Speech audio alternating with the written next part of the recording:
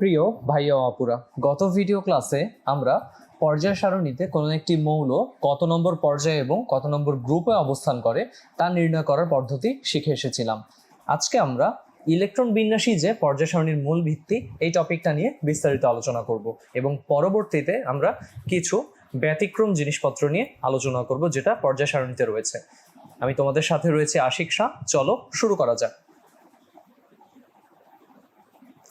প্রথমেই আমরা জানি যে গত ভিডিও ক্লাসে আমরা দেখেছি যে ইলেকট্রন বিন্যাসের মাধ্যমেই কোনো একটি মৌল কত নম্বর পর্যায়ে এবং কত নম্বর গ্রুপে অবস্থান করছে তা বের করা যায়। যে সকল মৌলের বাইরের প্রধান শক্তি স্তরের ইলেকট্রন বিন্যাস একই রকম সে সকল মৌল একই গ্রুপে অবস্থান করে, আর যে সকল মৌলের বাইরের প্রধান শক্তি স্তরের ইলেকট্রন বিন্যাস ভিন্ন রকম সে সকল মৌল ভিন্ন গ্রুপে অবস্থান করে। আমরা উদাহরণ হিসেবে এখানে দেখতে পাচ্ছি যে হাইড্রোজেন, লিথিয়াম, সোডিয়াম, পটাশিয়াম সবার ক্ষেত্রেই তার শেষ কক্ষপথে ইলেকট্রন রয়েছে একটি এবং সেই শেষ ইলেকট্রনটি থাকছে কোথায়? এস অরবিটালে। যেমন হাইড্রোজেনের ইলেকট্রন বিন্যাস আমরা যদি খেয়াল করি সেটা হচ্ছে 1s1। লিথিয়ামের ক্ষেত্রে তার শেষ কক্ষপথে যে ইলেকট্রন বিন্যাসটা সেটা কত? 2s1। সোডিয়ামের ক্ষেত্রে 3s1 এবং পটাশিয়ামের ক্ষেত্রে 4s1। এখন এখানে এই চারটা মৌলের ক্ষেত্রেই আমি যদি বলি যে এদের আমি পর্যায় সংখ্যাটা খুব সহজে ইলেকট্রন বিন্যাস থেকে বের করতে পারি। যেমন হাইড্রোজেন প্রথম পর্যায়ে, লিথিয়াম দ্বিতীয় পর্যায়ে কারণ দুইটি প্রধান শক্তি স্তর, সোডিয়াম তিন নম্বর পর্যায়ে রয়েছে কারণ একটি, দুটি এবং তিনটি প্রধান শক্তি স্তরে তার ইলেকট্রনগুলো সজ্জিত, আর পটাশিয়ামের পর্যায়ে হচ্ছে 4। কিন্তু এদের চারজনের ক্ষেত্রেই তার গ্রুপ সংখ্যাটা কিন্তু 1 এবং এটাই বলছিলাম যে যে সকল মৌলের বাইরের প্রধান শক্তি স্তরের ইলেকট্রন বিন্যাসটা একই রকম সে সকল মৌল একই গ্রুপে অবস্থান করে। যেমন এরা চারজনই কি? গ্রুপ 1 এর মৌল, যেটা আমরা পর্যায় সারণীতে দেখতে পাই। এরকম আরও রয়েছে নিচের দিকে hydrogen, hydrogen, lithium, sodium, potassium, rubidium, francium, আরও দুটি মৌল আমরা দেখতে পাবো। এরপরে এই ছকটাতে যদি আমরা খেয়াল করি যে এখানে কে কে রয়েছে, এখানে রয়েছে বেরিলিয়াম, ম্যাগনেসিয়াম, ক্যালসিয়ামকে দেখানো হচ্ছে। এদের ক্ষেত্রেও আমরা খুব সহজে তাদের ইলেকট্রন বিন্যাস থেকে কি বের করতে পারি? তাদের পর্যায় সংখ্যা। যেমন বেরিলিয়াম তার পর্যায় হচ্ছে 2, ম্যাগনেসিয়ামের পর্যায় হচ্ছে 3, ক্যালসিয়ামের পর্যায় হচ্ছে 4। এখন এদের ইলেকট্রন বিন্যাসের এই যে লাল মার্ক করা অংশগুলোতে আমরা যদি খেয়াল করি, বেরিলিয়ামের ক্ষেত্রে কত? তার শেষ কক্ষপথ বা বাইরের কক্ষপথে বা বাইরের প্রধান শক্তি স্তরে এস অরবিটালে ইলেকট্রন রয়েছে 2টি, যেটা হচ্ছে 2 নম্বর অরবিট। ম্যাগনেসিয়ামের ক্ষেত্রে তার সর্ববহিস্থ যেই প্রধান শক্তি স্তর সেটা কত? 3 নম্বর শক্তি স্তর এবং সেখানে এস অরবিটালে 2টি ইলেকট্রন। ক্যালসিয়ামের ক্ষেত্রেও তার সর্ববহিস্থ শক্তি স্তর হচ্ছে 4 নম্বর শক্তি স্তর, 2টি ইলেকট্রন। এখানে ইলেকট্রন বিন্যাসগুলো তুমি ক্রমবিন্যাস খেয়াল করলে লক্ষ্য করবে যে বেরিলিয়াম 2s2 তার শেষ, যেটা ম্যাগনেসিয়াম 3s2 এবং ক্যালসিয়াম 4s2, যেটা ইন্ডিকেট করছে যে এরা একই গ্রুপে অবস্থান করে। কিভাবে আমরা বুঝলাম? আমরা তার ইলেকট্রন বিন্যাস থেকে বুঝলাম। তাহলে 2s2, 3s2, 4s2 এখান থেকে আমরা সিদ্ধান্তে আসতে পারি যে এই মৌলগুলো হচ্ছে কি? গ্রুপ 2 এর মৌল। এটা প্রথম নিয়মটা অনুযায়ী আমরা এদেরকে দেখলাম। এবার আমরা যদি শুধুমাত্র এরাই নয় বরং পূর্ববর্তী ভিডিও ক্লাসটাতে যাই, এখানে একটু খেয়াল করে দেখো যে যাদের ইলেকট্রন বিন্যাসগুলো একই ধরনের সর্ববহিস্থ শক্তি স্তরে তারা কি একই গ্রুপে থাকে। যেমন এখানে এদেরকে আমরা দেখেছি পর্যায় সংখ্যা, গ্রুপ সংখ্যা নির্ণয়ে 1 থেকে 30 পর্যন্ত মৌল। আমাদের এখন এই মৌলগুলোর পর্যায় এবং গ্রুপ সংখ্যা পারার কথা, কারণ গত ভিডিও ক্লাসে আমরা এটা শিখে এসেছি। আচ্ছা, এরপরে আমরা পরবর্তী টপিকটাতে চলে যাই যে কেন ইলেকট্রন বিন্যাসকে পর্যায় সারণীর মূল ভিত্তি বলা হচ্ছে। এখান থেকে তো আমরা বুঝলামই যে তার পর্যায় সংখ্যা এবং গ্রুপ সংখ্যা খুব সহজেই বের করা যায়, যেটা ছিল গত দিনকার পড়ার সামারি। এছাড়াও তোমাদের বইয়ের ভাষ্য মতে একটা সুনির্দিষ্ট টপিক অনুযায়ী আমি এটাকে দেখাতে চাচ্ছি যে আসলে ইলেকট্রন বিন্যাস পর্যায় সারণীর মূল ভিত্তি, এটা বিবেচনার জন্য অনেক প্রমাণ রয়েছে। তো আমি তোমার বইয়েরটাই বেছে নিচ্ছি যাতে তোমরা বইয়ের পড়াটাও সহজে বুঝে ফেলো। যে সকল মৌলের ইলেকট্রন বিন্যাসে বাইরের শক্তি স্তরে মোট ইলেকট্রন সংখ্যা 1টি সে সকল মৌল সাধারণত ইলেকট্রন দান করে ধনাত্মক আয়নে পরিণত হওয়ার প্রবণতা দেখায়। কিরকম এটা একটু খেয়াল করো। আমরা জানি যে সোডিয়ামের ইলেকট্রন বিন্যাসটা অনুযায়ী তার বাইরের শেলে মানে সর্বশেষ কক্ষপথে একটি ইলেকট্রন রয়েছে। এই সোডিয়াম কি করে, একটি ইলেকট্রন ত্যাগ করে ধনাত্মক আয়নে পরিণত হয়। ঘটনাটা এরকম, এখানে সোডিয়াম পরমাণু বোঝানো হচ্ছে, তার পুরো ইলেকট্রন বিন্যাসটা রয়েছে, বা সোডিয়াম মৌল বোঝানো হচ্ছে 1s2 2s2 2p6 3s1। এই যে আমরা বুঝতে পারছি যে তার শেষ কক্ষপথে একটি ইলেকট্রন রয়েছে, সেটা হচ্ছে তৃতীয় কক্ষপথ, এবং ইলেকট্রন রয়েছে একটি, যেটা হচ্ছে এস অরবিটালে।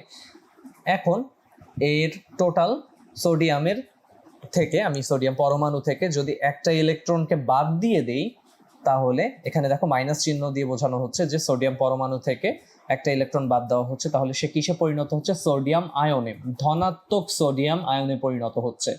তোমরা মনে রাখবে সব সময় যে কোনো একটি পরমাণু ইলেকট্রন ত্যাগ করলে সেটি ধনাত্মক আয়ন সৃষ্টি করবে, যেটাকে আমরা বলি ক্যাটায়ন।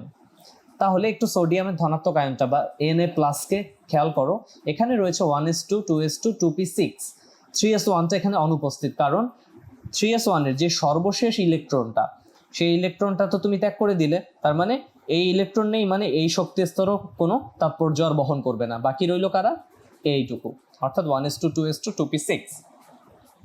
তাহলে এখানে বোঝানো হলো যে যে সকল মৌলের ইলেকট্রন বিন্যাসে বাইরের শক্তি স্তরে মোট ইলেকট্রন সংখ্যা একটি, তারা কি করতে পারে, ওই ইলেকট্রনটি দান করে ধনাত্মক আয়নে পরিণত হওয়ার প্রবণতা দেখায়। যেমন লিথিয়ামের ক্ষেত্রে তুমি একই জিনিস লক্ষ্য করবে, অনুরূপভাবে পটাশিয়ামের ক্ষেত্রেও একই জিনিস তুমি লক্ষ্য করবে। আবার যে সকল মৌলের ইলেকট্রন বিন্যাসের বাইরের শক্তি স্তরে মোট ইলেকট্রন সংখ্যা 7টি, সে সকল মৌল সাধারণত একটি ইলেকট্রন গ্রহণ করে ঋণাত্মক আয়নে পরিণত হওয়ার প্রবণতা দেখায়। এখানে আসলে এটি হবে না, এখানে হবে একটি। তাহলে 7টি ইলেকট্রন বিশিষ্ট সর্বশেষ কক্ষপথে এমন মৌলের উদাহরণ হিসেবে আমরা ক্লোরিনকে বেছে নিতে পারি। তার শেষ কক্ষপথে 7টি ইলেকট্রন রয়েছে। ক্লোরিনের ইলেকট্রন বিন্যাস অনুযায়ী তুমি খেয়াল করো, 1s2 2s2 2p6 3s2 3p7 3p5। তাহলে এই তার তৃতীয় শক্তি স্তর এবং ইলেকট্রন কয়টি, এসে 2টি এবং পিতে 5টি, তার মানে ক্লোরিনের তৃতীয় শক্তি স্তরে টোটাল বা সর্বশেষ শক্তি স্তরে টোটাল 7টি ইলেকট্রন রয়েছে। কারো বুঝতে অসুবিধা হলে এইভাবে দেখতে পারো, এখানে রয়েছে 2টি, এখানে রয়েছে 8টি, এখানে রয়েছে 7টি ইলেকট্রন। তাহলে খেয়াল করো, এবার এখানে আমি যদি একটি ইলেকট্রন যোগ করি, কি ঘটনা ঘটবে, সেটা কোথায় প্রবেশ করবে, সেটা 3p-তে গিয়ে জায়গা গ্রহণ করবে, কারণ 3p-তে আরো একটি ইলেকট্রন সে গ্রহণ করতে পারবে। আমরা জানি পি অরবিটালের সর্বোচ্চ ধারণ ক্ষমতা ইলেকট্রন 6টি। তাহলে দেখো সে এবার একটা ঋণাত্মক আয়নে পরিণত হলো, যেটাকে আমরা বলবো ক্লোরাইড আয়ন। এবং খেয়াল করো এখানে 3p6, মানে এই ইলেকট্রনটাও গিয়ে প্রবেশ করলো। এরকম আরেকটা উদাহরণ আমরা দেখে নিই, যেমন তুমি খেয়াল করতে পারো এই উদাহরণটা ফ্লোরিনের ক্ষেত্রে। ফ্লোরিনেরও প্রথম শক্তি স্তরে 2টা ইলেকট্রন, দ্বিতীয় শক্তি স্তরে 7টা ইলেকট্রন। সে একটা ইলেকট্রন গ্রহণ করে ফ্লোরাইড আয়নে পরিণত হলো, এই যে দেখো 2s2 2p6। তাহলে এই জিনিসটা দিয়ে আমি মূলত কি বোঝাতে চাচ্ছি, এই জিনিসটা দিয়ে আমি বোঝাতে চাচ্ছি যে আমরা জানি যে ইলেকট্রন বিন্যাসের মাধ্যমে পর্যায় সারণীতে মৌলের অবস্থানটা নির্ণয় হয়, কিন্তু এর পাশাপাশি মৌলের অনেক ধর্মও ব্যাখ্যা করা যায় এটা দিয়ে। কারণ তুমি খেয়াল করো এখানে যে শেষ কক্ষপথে একটি ইলেকট্রন বিশিষ্ট মৌলগুলো এইভাবে ক্যাটায়ন সৃষ্টি করে, কিংবা তুমি জানবে আরো যখন আমরা পড়াগুলো সামনের দিকে আগাবো যে শেষ কক্ষপথে 2টি ইলেকট্রন বিশিষ্ট পরমাণুগুলো তাদের শেষ 2টি ইলেকট্রন এইভাবে ত্যাগ করার ফলে ক্যাটায়নে বা ধনাত্মক আয়নে পরিণত হয়। আবার তুমি খেয়াল করো যে এরকম শেষ কক্ষপথে যাদের 7টি ইলেকট্রন রয়েছে, তারা ইলেকট্রন আর ত্যাগ করে না, তারা ইলেকট্রন গ্রহণ করে। 7টি ইলেকট্রন রয়েছে, সে একটি ইলেকট্রন গ্রহণ করে ঋণাত্মক আয়নে পরিণত হলো, কিংবা 6টি ইলেকট্রন রয়েছে, সে 2টি ইলেকট্রন গ্রহণ করে ঋণাত্মক আয়নে পরিণত হচ্ছে। এগুলো আমরা দেখবো ধীরে ধীরে। এবং দেখো যে এই ধরনের বৈশিষ্ট্যগুলো প্রদর্শনেও, তার ক্যাটায়ন অ্যানায়ন সৃষ্টিতে, মানে ধনাত্মক আয়ন ও ঋণাত্মক আয়ন সৃষ্টিতেও, এছাড়া অন্যান্য যে কোনো বৈশিষ্ট্য নির্ধারণে এই ইলেকট্রন বিন্যাসটাই তার মুখ্য ভূমিকা পালন করবে। আর এই ইলেকট্রন বিন্যাস অনুযায়ী পর্যায় সারণীতে মৌলগুলোকে স্থান দেওয়া হয়েছে বিধায় এটাকে বলা হচ্ছে পর্যায় সারণীর মূল ভিত্তি। অর্থাৎ এই ইলেকট্রন বিন্যাসই হচ্ছে পর্যায় সারণীর মূল ভিত্তি। কারণ হিসেবে খুব গুরুত্বপূর্ণভাবে 2টা কারণকে বলা যায়, একটা হচ্ছে কি মৌলের অবস্থান নির্ণয়, আরেকটা হচ্ছে মৌলসমূহের অনেক ধর্মের ব্যাখ্যা করা যায় এই ইলেকট্রন বিন্যাসের মাধ্যমে। তাহলে দেখো শুরুতে মেন্ডেলিভ পারমাণবিক ভরের ভিত্তিতে পর্যায় সারণী সৃষ্টি করলেন, এরপরে মোশলে পারমাণবিক সংখ্যার ভিত্তিতে, আর এখন তুমি জানতে পারলে যে ইলেকট্রন বিন্যাসের মাধ্যমে পর্যায় সারণী কি তার পূর্ণতা পায়। তার মানে ইলেকট্রন বিন্যাসই হচ্ছে কি পর্যায় সারণীর মূল ভিত্তি। এবার আমরা পর্যায় সারণীর কিছু ব্যতিক্রম জিনিসপত্র লক্ষ্য করব। প্রথমে হাইড্রোজেনের অবস্থানটা খেয়াল করো যে হাইড্রোজেন কিন্তু একটা অধাতু, কিন্তু পর্যায় সারণীতে তাকে হাইড্রোজেনকে স্থান দেওয়া হয়েছে কোথায়? তীব্র তড়িৎ ধনাত্মক ক্ষার ধাতু, মানে গ্রুপ 1 এর মৌলগুলোর সাথে, sodium, potassium, rubidium, caesium, francium. তাই তো? কেন এটা করা হয়েছে? কারণ হাইড্রোজেনের বেশিরভাগ ধর্ম ক্ষার ধাতু সমূহের সাথে মিলে যায়, এবং এই কারণেই এই ক্ষার ধাতুর যে গ্রুপটা অর্থাৎ গ্রুপ 1 এ তাকে স্থান দেওয়া হয়েছে। এই হাইড্রোজেন একটি ধাতু, কিন্তু এই যে sodium, potassium, rubidium, caesium, francium এরাও হচ্ছে কি? এরা হচ্ছে ধাতু, আর হাইড্রোজেন অধাতু। কিন্তু তারপরেও এই ধাতুদের গ্রুপে তাকে স্থান দেওয়ার এই একটাই কারণ, সেটা হচ্ছে যে হাইড্রোজেনের বেশিরভাগ ধর্মই এই ক্ষার ধাতুগুলোর সাথে মিলে যায়। তাই তাহলে এই যে খেয়াল করো যে আমরা এখানে একটু ঠিক করে নেই, এটা হবে গ্রুপ 1। তাহলে খেয়াল করো যে পর্যায় সারণীতে এই জিনিসটা আমরা দেখেছি সবাই, যে lithium, sodium, potassium, rubidium, caesium, francium এদের সাথে হাইড্রোজেনকে অবস্থান দেওয়া হয়েছে, যদিও হাইড্রোজেন অধাতু, এরা সবাই ধাতু। খেয়াল করে দেখো, এবং কালারেও ভিন্নতা দেখো, এদেরটা হলুদ আর এদেরটা হালকা টিয়া কালার দিয়ে বোঝানো হচ্ছে হাইড্রোজেনেরটা। কিন্তু তারপরও কেন হাইড্রোজেন এখানে স্থান পেল? কারণটা খুবই কি সহজ। এছাড়াও তুমি তাদের ইলেকট্রন বিন্যাসটা খেয়াল করো, ইলেকট্রন বিন্যাস অনুযায়ীও কি তোমার মনে হবে যে হাইড্রোজেনের অবস্থান মূলত আসলে 1 নম্বর গ্রুপেই হওয়া দরকার ছিল বা উচিত ছিল। ঠিক আছে? আচ্ছা, হিলিয়ামের অবস্থানটা জানার আগে হাইড্রোজেন সংক্রান্ত আরো কিছু কথা বলে রাখি। হাইড্রোজেনের শেষ কক্ষপথে একটি ইলেকট্রন, সোডিয়ামেরও শেষ কক্ষপথে, পটাশিয়াম কিংবা সিজিয়ামের শেষ কক্ষপথে একটি ইলেকট্রন রয়েছে। এটা একটা খুব গুরুত্বপূর্ণ কারণ। আবার হাইড্রোজেনের অনেক ধর্ম এই ক্ষার ধাতুর ধর্মগুলোর সাথে মিলে যায়, যেটা পূর্বে বললাম। এছাড়াও হ্যালোজেন যে মৌলগুলো রয়েছে, হ্যালোজেন মৌল কারা? হ্যালোজেন মৌল হচ্ছে ফ্লোরিন, ক্লোরিন, ব্রোমিন, আয়োডিন। ঠিক আছে? যেমন আমি সংকেত দিয়ে যদি বলি ফ্লোরিন, ক্লোরিন, ব্রোমিন কিংবা আয়োডিন, এরা হচ্ছে হ্যালোজেন। তো এই হ্যালোজেনের একটি পরমাণু যেমন একটি ইলেকট্রন গ্রহণ করতে পারে, হাইড্রোজেনও তেমনি একটি ইলেকট্রন গ্রহণ করতে পারে। অর্থাৎ হাইড্রোজেনের অনেক ধর্ম হ্যালোজেন মৌলের ধর্মের সাথেও মিলে যায়। তবে হাইড্রোজেনের বেশিরভাগ ধর্ম ক্ষার ধাতু সমূহের ধর্মের সাথে মিলে যাওয়ায় একে ক্ষার ধাতুর গ্রুপ 1 এ স্থান দেওয়া হয়েছে। এই জিনিসটা খেয়াল করবে। এরপরেই আমরা দেখব যে হিলিয়ামের অবস্থান নিয়ে। হিলিয়াম গ্রুপ 2 তে অবস্থান গ্রহণ করেছে, এটা আমরা দেখেছি ইতিমধ্যে। কিন্তু কেন? হিলিয়ামের ইলেকট্রন বিন্যাসটা খেয়াল করো, সেটা হচ্ছে 1s2। হিলিয়ামের ইলেকট্রন বিন্যাসটা অনুযায়ী তার কোন গ্রুপে স্থান নেওয়ার কথা ছিল? তার গ্রুপ 2 তে স্থান দেওয়া উচিত ছিল, তাই না? আমরা গ্রুপ নির্ধারণের 1 নম্বর নিয়ম অনুযায়ী এটাই বুঝতে পারছি এখান থেকে। কিন্তু গ্রুপ 2 এর মৌলগুলো হচ্ছে তীব্র তড়িৎ ধনাত্মক, এবং এদেরকে মৃৎক্ষার ধাতু বলা হচ্ছে। অর্থাৎ যে গ্রুপটাতে বেরিলিয়াম, ম্যাগনেসিয়াম এরা রয়েছে। অপরদিকে এই যে হিলিয়াম, সে হচ্ছে একটা নিষ্ক্রিয় গ্যাস। এর ধর্মগুলো অন্যান্য যে নিষ্ক্রিয় গ্যাসগুলো রয়েছে, নিয়ন, আর্গন, ক্রিপ্টন, জেনন, রেডন ইত্যাদির সাথে মিলে যায়। তার মানে হিলিয়ামের ধর্ম কখনোই তীব্র তড়িৎ ধনাত্মক মৃৎক্ষার ধাতুর মতন হয় না। তার মানে একে 2 নম্বর যে গ্রুপটা, অর্থাৎ এই যে মৃৎক্ষার ধাতুর যে গ্রুপটা, তাতে তো আর স্থান দেওয়া যাচ্ছে না। তাহলে হিলিয়ামকে স্থান দিতে হবে কোথায়? যেখানে তার ধর্ম মিলে। সেটা কোথায়? সেটা হচ্ছে 18। তাই হিলিয়ামকে নিষ্ক্রিয় গ্যাস সমূহের সাথে গ্রুপ 18-তে স্থান দেওয়া হয়েছে। তাহলে এই যে দেখো গ্রুপ 2 আর এটা হচ্ছে গ্রুপ 18। হিলিয়ামের ইলেকট্রন বিন্যাস অনুযায়ী সে এখানে থাকার কথা ছিল, কিন্তু না, তাকে ধর্মের প্রাধান্য দেওয়া হয়েছে, এবং এজন্যই সে কি কোথায় অবস্থান করছে? নিষ্ক্রিয় গ্যাসগুলোর সাথে অবস্থান করছে। এরা সবাই কিন্তু নিষ্ক্রিয় গ্যাস, হিলিয়াম সহ। আর এদিকে এরা হচ্ছে মৃৎক্ষার ধাতু, যারা হচ্ছে তীব্র তড়িৎ ধনাত্মক।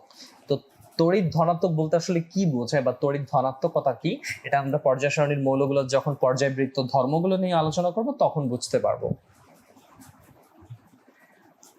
এবার চলে আসি আরেকটা ব্যতিক্রমে, সেটা হচ্ছে ল্যান্থানাইট সারি এবং অ্যাক্টিনাইট সারির অবস্থান।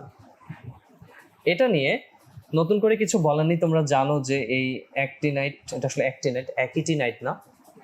তো এই অ্যাক্টিনাইট সারির অবস্থান অনুযায়ী আমরা যদি কথা বলতে চাই, তাহলে ওই যে সেই ফোল্ডারের এক্সাম্পলটা চলে আসবে, যে ল্যান্থানাইট সারির মৌলগুলোকে 6 নম্বর পর্যায়ে ও 3 নম্বর গ্রুপে অবস্থিত, আর অ্যাক্টিনাইট সারির মৌলগুলো কোথায়? 7 নম্বর পর্যায়ে ও 3 নম্বর গ্রুপে অবস্থিত। এর কারণটা কি? এই অবস্থানগুলোতে ল্যান্থানাইট সারি, অ্যাক্টিনাইট সারির মৌলগুলোকে বসালে পর্যায় সারণীর সৌন্দর্য নষ্ট হয়। কাজে পর্যায় সারণীকে সুন্দরভাবে দেখানোর জন্য ল্যান্থানাইট সারির আর অ্যাক্টিনাইট সারির মৌলগুলোকে পর্যায় সারণীর নিচে আলাদাভাবে রাখা হয়েছে। এই যে খেয়াল করো, এটার কথা বলা হচ্ছিল যে আমি বলেছিলাম যে এখানে হচ্ছে কি ল্যান্থানাইট সারির ফোল্ডারটা এখানে ক্লিক করলে তুমি কি পাবে, এই যে তার নিচে ল্যান্থানাইট সারিটা পেয়ে যাবে। আর এই জায়গাটা হচ্ছে কি অ্যাক্টিনাইট সারির ফোল্ডারটা, এখানে ক্লিক করলে তুমি এটা পেয়ে যাবে। কিন্তু এখানেই যদি তুমি লম্বালম্বিভাবে ধরো এই 15টা মৌলকে স্থান দেওয়া লাগতো এইরকম লম্বালম্বিভাবে, তার নিচেরটাতে আবার আরও 15টাকে আবার লম্বালম্বিভাবে, তাহলে পর্যায় সারণীর শেপটা কি খুবই উদ্ভট হয়ে যেত।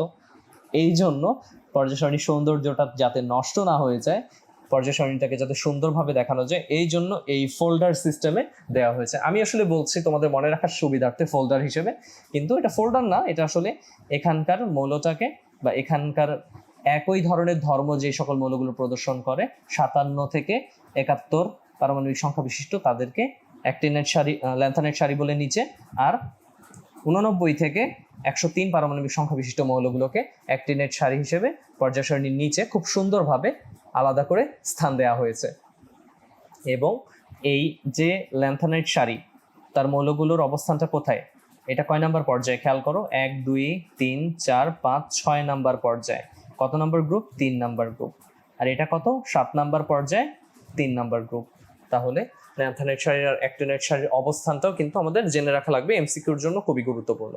তাহলে এই ছিল আমাদের পর্যায় সারণীর কিছু ব্যতিক্রম জিনিসপত্র, যেখানে আমরা দেখলাম হাইড্রোজেন হিলিয়ামের অবস্থান এবং ল্যান্থানাইট সারি অ্যাক্টিনাইট সারির অবস্থান। এছাড়া পর্যায় সারণীর আর কোনো ব্যতিক্রম আপাতত চোখে পড়ছে না আমাদের। পরবর্তী ভিডিও ক্লাসে আমরা মৌলের পর্যায়বৃত্ত ধর্ম নিয়ে আলোচনা করব, যেখানে পরমাণুর আকার, ধাতব ধর্ম, তড়িৎ ঋণাত্মকতা, আয়নীকরণ শক্তি, ইলেকট্রন আসক্তি ইত্যাদি রয়েছে। তাহলে পরবর্তী ভিডিও দেখার আমন্ত্রণ জানিয়ে আজকে এখানেই শেষ করছি। আল্লাহ হাফেজ।